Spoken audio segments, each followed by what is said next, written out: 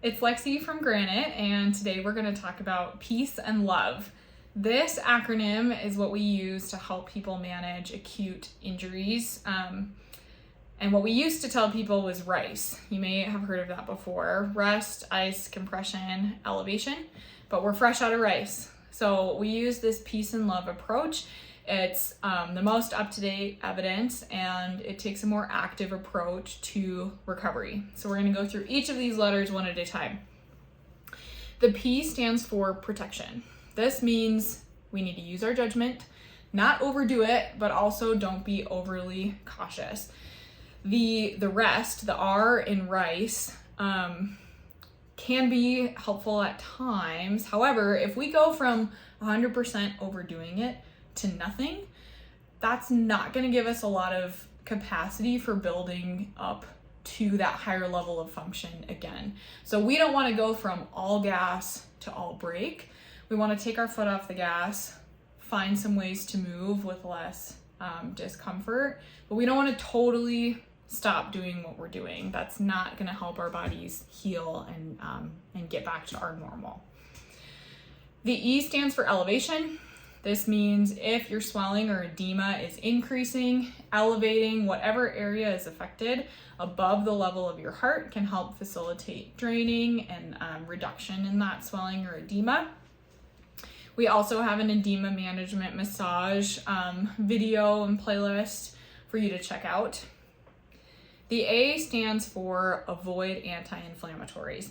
This one might be a little bit going against what you've heard in the past, but these types of medications can actually slow down tissue healing, particularly with muscle strains. So muscles need to go through that normal inflammatory process after an injury in order to heal.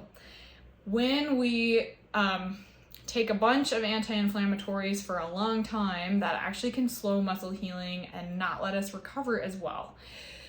There are some exceptions to this with a really acute trauma or surgery where there is a true inflammatory process going on. Taking an anti-inflammatory can help break our body out of that inflammatory cycle. So there are exceptions, but I think the key takeaway is all pain doesn't necessarily mean that there's an inflammatory process going on.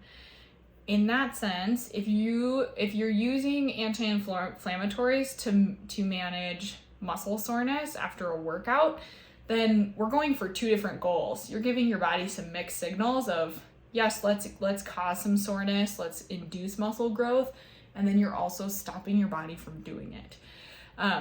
So it's important to be really mindful of when you choose to take anti-inflammatory medications, and it's not always going to be helpful to use them across the board. The C stands for compression. This could be using graded compression socks or ACE bandages, as well as voodoo wrap or voodoo flossing. These all can help reduce that swelling or edema if an area of your body is kind of ballooning up.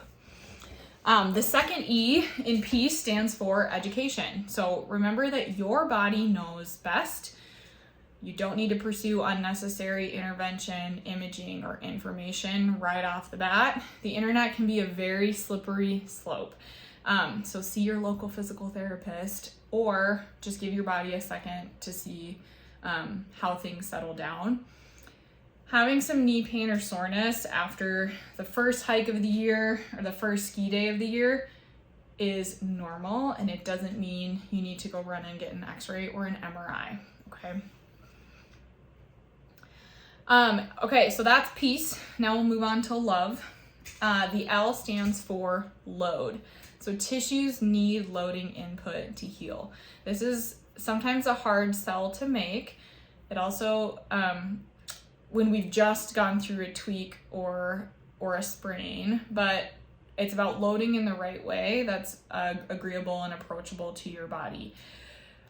Overly resting and totally offloading tissue is not going to help build resiliency to prevent a future tweak or injury.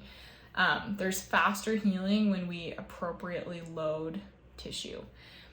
If we avoid load completely, and this gets back to the whole rest concept, it encourages this boom bust cycle where we go out and we overdo and then we bust. And then we take time off, we don't develop any tissue resiliency, and we go right back in at the same level. That boom bust cycle happens a lot, and gradual progressive loading of tissue as you recover can help build your capacity so you don't boom and bust. The O stands for optimism.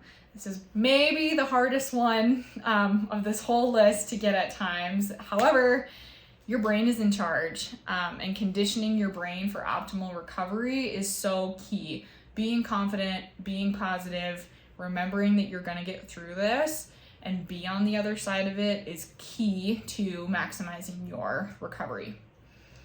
The V stands for vascularization.